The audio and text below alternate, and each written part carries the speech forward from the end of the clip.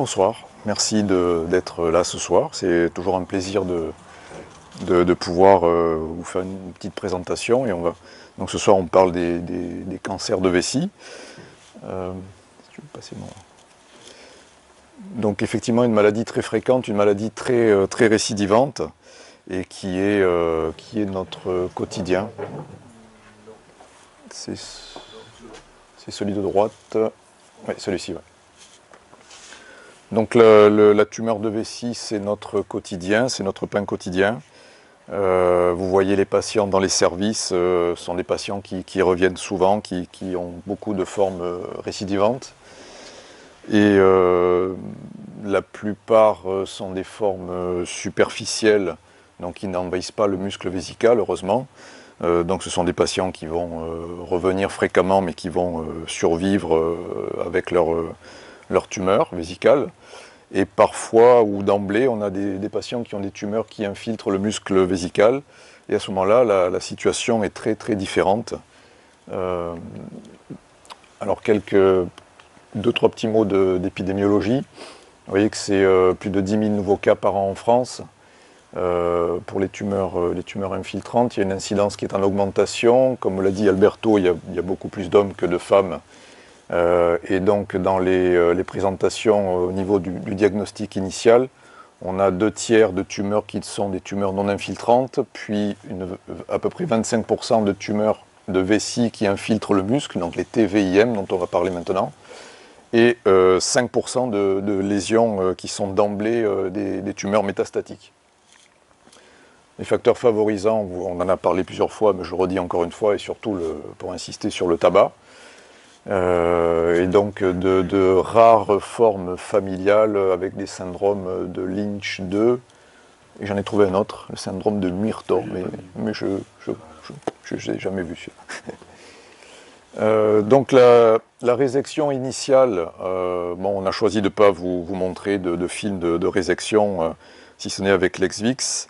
Mais c'est l'histologie qui va faire toute la suite à donner au traitement du patient.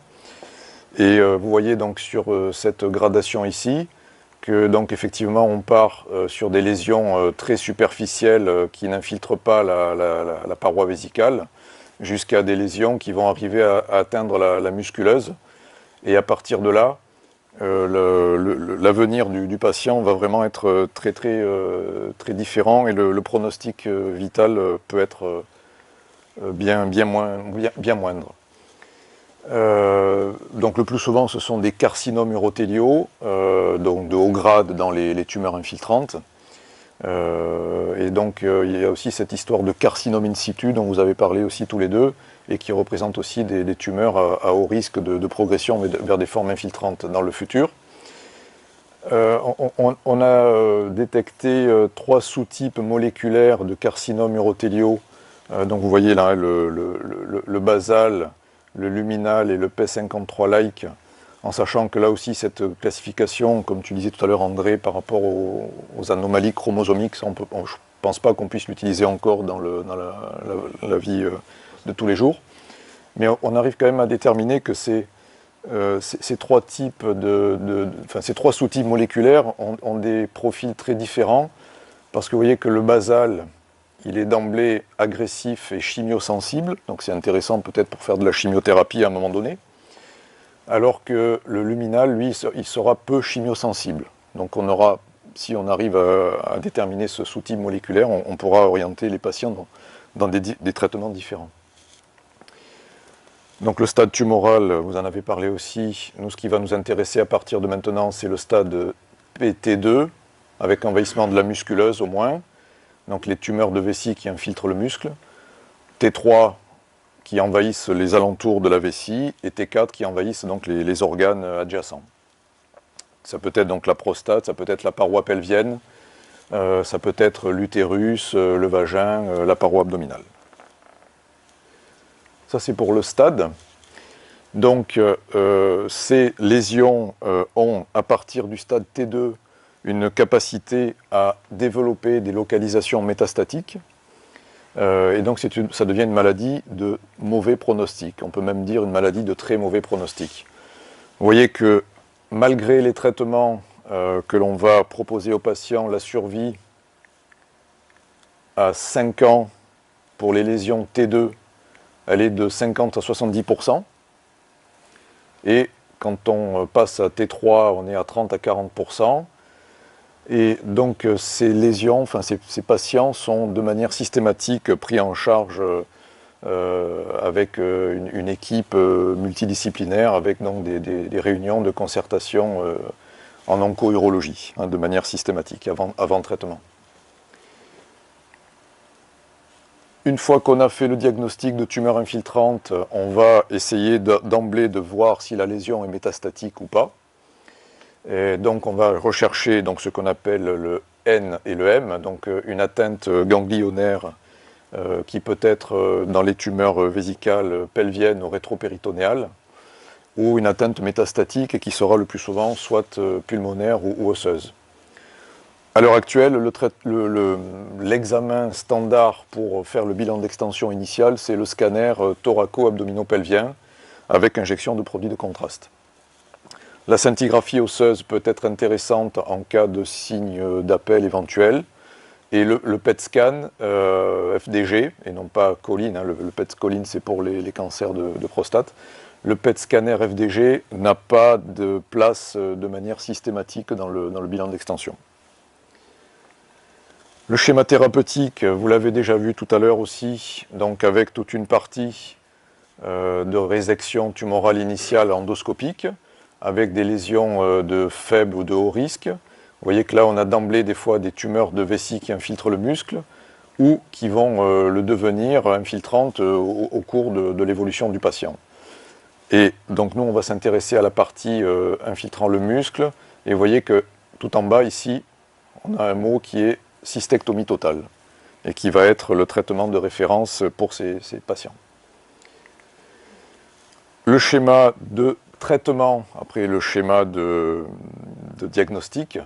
Alors, les tumeurs de vessie infiltrant le muscle, après un bilan d'extension par scanner, on va avoir 3 possibilités. Soit on a une tumeur localisée qui n'est pas métastatique ni au niveau ganglionnaire. À ce moment-là, donc, on va rentrer dans un cadre de traitement que je vais vous détailler par la suite. Le patient avec une lésion éventuellement localement avancée, mais métastatique, enfin en tout cas avec une atteinte ganglionnaire, aura un autre schéma thérapeutique. Et troisième possibilité, le patient d'emblée métastatique ou qui deviendra métastatique, et là on aura encore une autre possibilité. Vous voyez, on peut voir déjà que dans les tumeurs localisées, on va avoir 2 mots clés qui seront la cystectomie et la chimiothérapie néoadjuvante, dont on va discuter. Pour les patients N+, en fonction de l'état général du patient, on aura de la chimiothérapie et peut-être de la chirurgie, mais c'est déjà beaucoup moins certain. Et chez les patients métastatiques, il n'y a pas de chirurgie. Vous voyez qu'on est sur de la chimiothérapie, traitement par chimiothérapie. Les recommandations de notre société d'urologie sur les traitements des tumeurs de vessie localisées. Chez les patients âgés, il faut faire un score G8, on va en parler juste après, et il faudra qu'il soit vu par un oncogériatre avant de décider quel peut être le traitement. Vous voyez qu'il y a des recommandations assez nettes avec un grade A pour dire qu'il faut faire une chimiothérapie néoadjuvante chez les patients qui ne sont pas métastatiques. Il faut faire un curage ganglionnaire étendu lors de la cystectomie. Et de manière un peu plus anecdotique, on n'a pas de nécessité de faire une préparation digestive avant une cystectomie. Ça s'adresse plus aux chirurgiens. Donc le traitement des tumeurs non métastatiques infiltrant le muscle, ou éventuellement donc, des tumeurs non infiltrant le muscle de haut grade après échec d'une BCG thérapie. Le traitement standard recommandé, c'est à l'heure actuelle chimiothérapie néoadjuvante, puis chirurgie, cystectomie avec curage ganglionnaire étendu. C'est ce traitement sur lequel on va un petit peu s'attarder, et Jean-Claude, tu nous en parleras aussi, enfin je pense. Hein, et traitement alternatif à ce traitement standardisé, radio-chimiothérapie, et éventuellement chez les patients en mauvais état général, traitement palliatif et bien évidemment les soins de support, même dans des cas où les lésions sont localisées. Quelles sont les indications de chimiothérapie dans les tumeurs de vessie infiltrant le muscle? Donc on a deux situations différentes. On a du néoadjuvant et on a de l'adjuvant. Donc je vais essayer de vous différencier les deux situations. Le néoadjuvant, c'est un patient qui va avoir un traitement principal et pour lequel on va faire un premier traitement pour diminuer la charge tumorale ou traiter des micrométastases éventuelles qu'on n'a pas détectées. Et vous voyez que les produits qui vont être utilisés, qui sont soit le MVAC, soit le Gemzar et le cisplatine, vont dépendre en fait de l'état du patient, donc c'est le performance status, et de sa fonction rénale, en fonction de la clairance rénale. De la créatinine. Donc, possibilité de chimiothérapie néoadjuvante, donc premier pas vers un traitement plus évolué, ou traitement par chimiothérapie adjuvante qui se réalisera après un traitement principal et qui est souvent une cystectomie. Et donc vous voyez que les drogues utilisées qui sont à base de sel de platine, là aussi vont dépendre de l'état général du patient. Pour s'attarder un peu plus sur la chimiothérapie néoadjuvante, quels sont ses buts? Elle va avoir pour but d'éradiquer les micrométastases qui ne sont pas forcément détectées au scanner ou sur le bilan d'extension. Éventuellement de diminuer la taille tumorale préopératoire pour aller vers une cystectomie, en sachant que là on aura plutôt une chimiothérapie d'induction pour diminuer la masse tumorale plus qu'une véritable chimiothérapie néoadjuvante. Le but de cette chimiothérapie néoadjuvante, il est assez clair à l'heure actuelle, c'est de prolonger la survie du patient. Et vous voyez que le gain de survie dans les études qui ont été faites, il est de 5% à 5 ans. Alors ça peut paraître pas beaucoup, 5%, mais ça suffit et je pense que Axel, tu seras d'accord pour nous dire que c'est beaucoup. Hein, c'est même si ce 5% paraît être peu. Et donc ça devient un standard. Il faut utiliser des sels de platine et donc du cisplatine qui est le plus efficace. Et donc pour les patients qui sont dits fit, c'est-à-dire des patients qui vont pouvoir tolérer un traitement important, avec une fonction rénale normale et un performance status de 0 ou 1. Alors je voulais marquer ici la définition du performance status. Donc vous voyez que 0 c'est le patient normal, le premier il est restreint, le 1 est restreint dans son activité physique difficile, et le 2 et le 3 ce sont des patients qui sont vraiment très asthéniques. Vous voyez que performance statut 2, on est déjà alité une bonne partie du temps. Et ce sont vraiment ces critères-là, plus la fonction rénale, qui vont déterminer si on pourra faire dans des bonnes conditions une chimiothérapie néoadjuvante avant cystectomie. Si le patient est unfit, à ce moment-là, on ne fera pas de cette chimiothérapie néoadjuvante. Et on a des études en cours, enfin une étude en cours qui s'appelle VESPER, pour voir si on a des équivalences entre le MVAC, qui est le traitement de référence, et éventuellement l'utilisation d'une autre molécule qui est le Gemzar, associé là encore au cisplatine. Ça c'est le temps initial du traitement avec donc une préparation vers la chirurgie, en sachant que on a quand même des délais à partir du moment où on fait le diagnostic de cancer de la vessie pour pouvoir faire un traitement curatif. Et vous voyez que le délai il est de 3 mois si on ne fait pas de chimiothérapie néoadjuvante. Donc il faut que la cystectomie soit faite dans les 3 mois suivant le diagnostic de résection. Et on peut éventuellement passer ce délai à 5 mois si on fait une chimiothérapie néoadjuvante. Alors pourquoi on tolère ce délai supplémentaire? Parce que bien souvent, les patients qui subissent une chimiothérapie néoadjuvante, ils ne sont pas en forme à la fin de la chimiothérapie, donc on a tendance parfois un petit peu à décaler dans le temps le traitement par cystectomie. Pour la chirurgie elle-même, sans rentrer dans les détails, on peut faire une approche, une voie d'abord, soit par une laparotomie, soit par une célioscopie, si la tumeur n'apparaît pas être trop développée localement.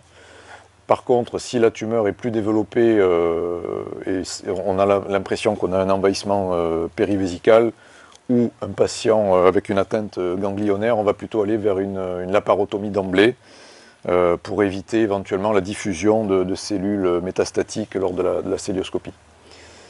Chez la femme, le traitement standard, c'est la pelvectomie antérieure, où on va enlever en monobloc la vessie, l'utérus, les ovaires. Et chez l'homme, c'est une cystoprostatectomie totale, avec donc l'ablation des vésicules séminales aussi. Et on peut associer éventuellement, soit de manière concomitante, soit dans un deuxième temps, une urétrectomie si on a une atteinte au niveau urétral. En sachant que la plupart du temps, on ne fait pas d'urétrectomie.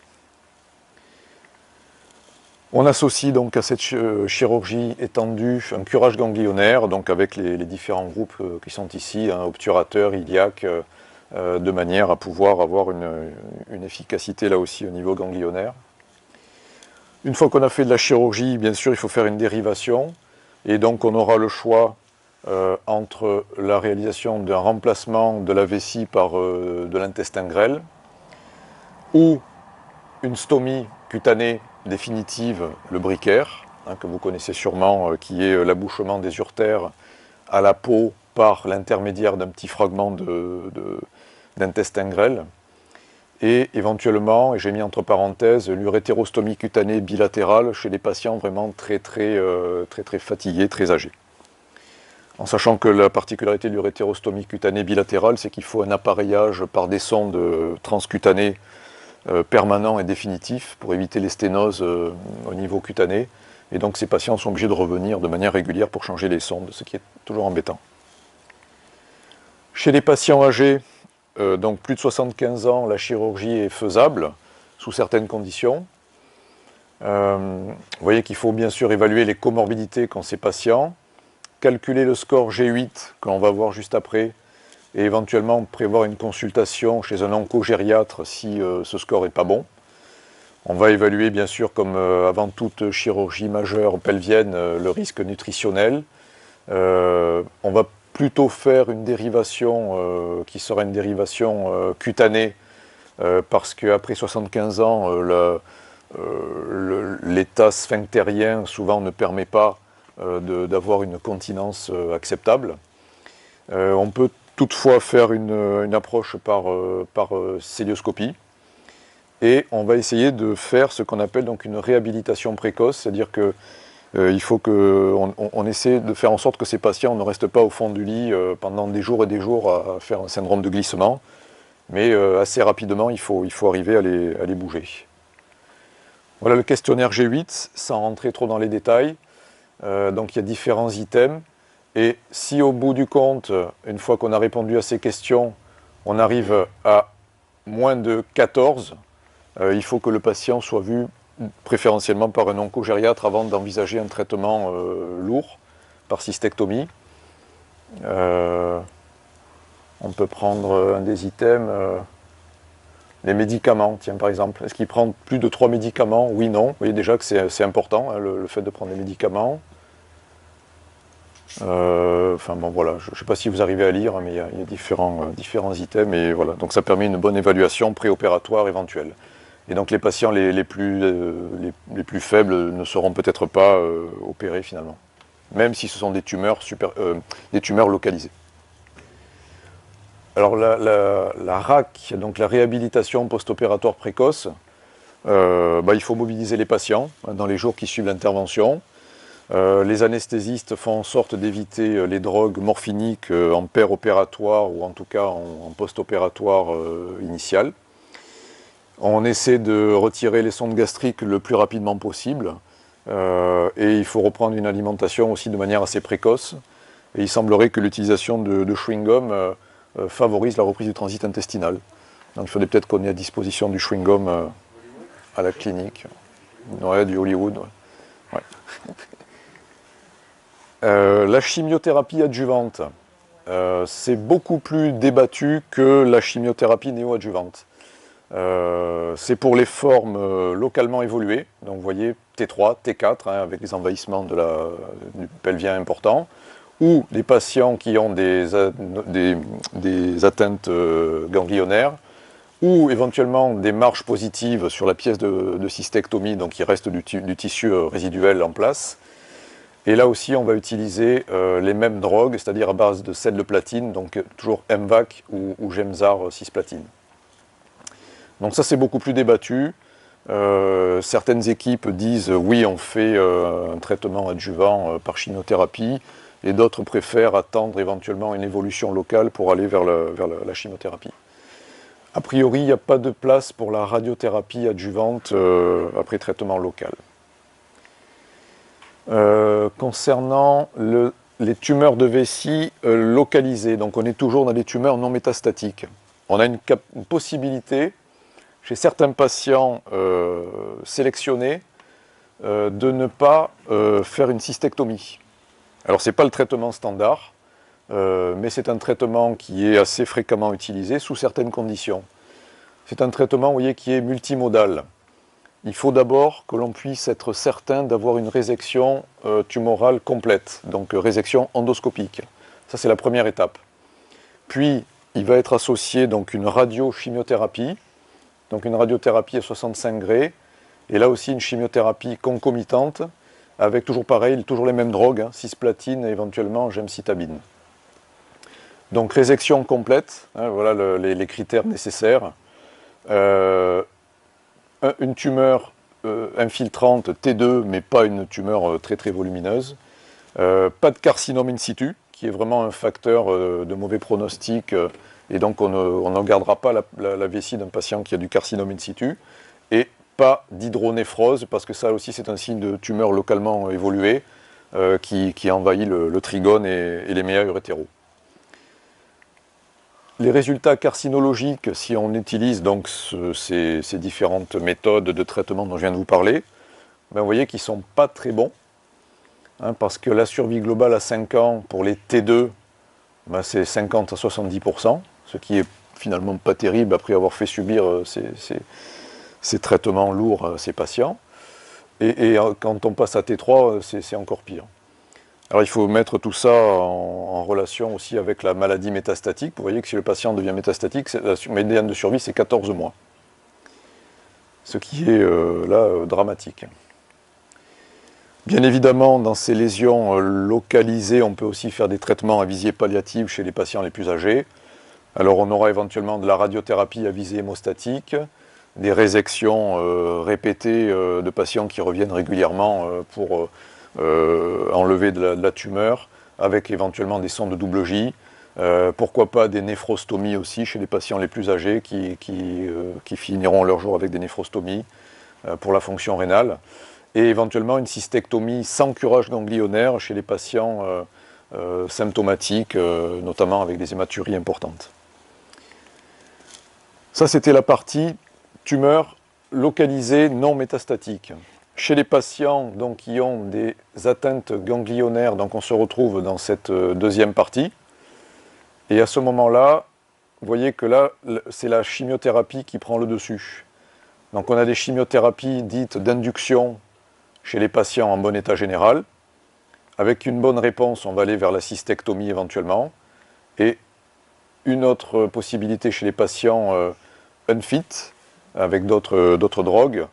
Mais là, on sera beaucoup plus réservé quant à l'éventualité d'une cystectomie seconde. Donc le pronostic est beaucoup plus réservé, donc vous voyez encore pire que ce qu'on a vu avant. Et donc éventuellement une cystectomie si la réponse à la chimiothérapie paraît bonne. Troisième possibilité, les tumeurs métastatiques. Là, on n'a plus que de la chimiothérapie. Et donc, on a toujours les sels de platine dont on a parlé initialement, avec une médiane de survie qui n'est pas bonne. Et donc là aussi, la chimiothérapie va être adaptée en fonction de l'état général du patient. On peut avoir donc du MVAC ou du Gemzar cisplatine. Et éventuellement, si les patients sont vraiment dans un état plus altéré, là on utilisera une autre sel de platine qui est le carboplatine avec une efficacité un peu moindre. Donc ça c'est la première ligne de chimiothérapie dont je viens de vous parler pour les patients métastatiques. Les patients qui deviennent résistants à cette première ligne vont avoir une deuxième ligne de chimiothérapie si leur état général le permet. À ce moment-là, ça sera de la vinflunine, qui est le Javlor, je crois bien. Ah, il est passé en troisième, bon, j'ai pas les dernières. Et c'est intéressant, c'est là le point intéressant, parce que c'est la chimiothérapie, c'est ce qui évolue le plus hein, dans les derniers mois qui viennent de se dérouler.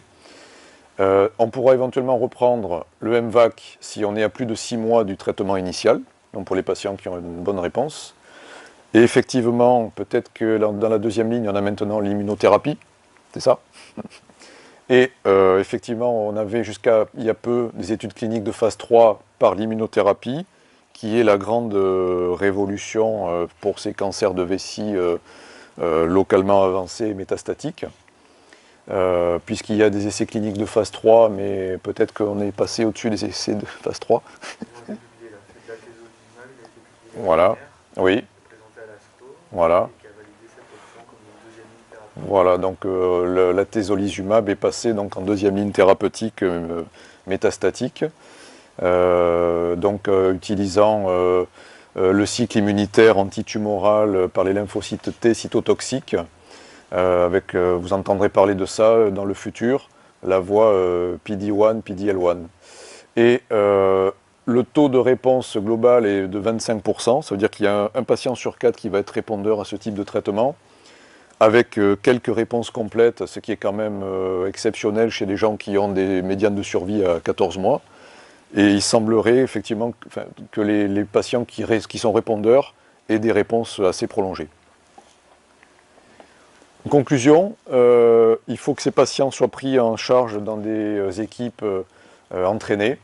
Donc il faut des urologues, il faut des oncologues médicaux, des radiothérapeutes, des radiologues, des anatomopathologistes, des médecins scintigraphistes. Et c'est dans ce cadre-là qu'on arrive à faire des traitements adaptés. Il faut retenir chimiothérapie néoadjuvante pour les tumeurs localisées non métastatiques avant la cystectomie. L'oncogériatre, éventuellement pour les patients âgés, la cystectomie, la radiochimiothérapie pour les patients sélectionnés et qui ne veulent pas avoir une cystectomie, ce qui est quand même pas mal. Et pour les patients métastatiques, donc l'utilisation toujours pareil, des sels de platine. Et donc l'immunothérapie, je pense que ça c'est la révolution qui est en cours. Voilà, je crois que c'est tout. Voilà, merci. Claude.